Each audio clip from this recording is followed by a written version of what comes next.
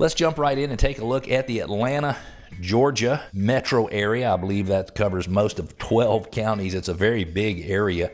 Let's take a look at what happened over the last couple of weeks.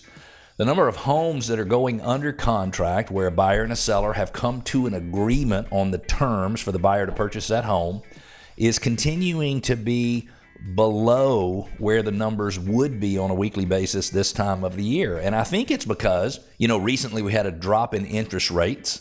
The Federal Reserve dropped their rate, mortgage rates dropped, but you might have not even been aware of this, but mortgage rates dropped before the Federal Reserve dropped their rates. And it's because the mortgage market, the bond market that's all supported by mortgages all over the United States, it actually already priced it in because they had decided that the interest rates were going to go down, and so the pricing on the bonds for mortgage-backed securities went down as well. There were 2,648 new listings for the last week in Metro Atlanta. 897 new listings, let's just say that's 1,700 or 1,800 more listings than homes that went under contract, which means there is effectively 1,700 to 1,800 more homes on the market at the end of last week than at the beginning of last week. There were 1,669 closings.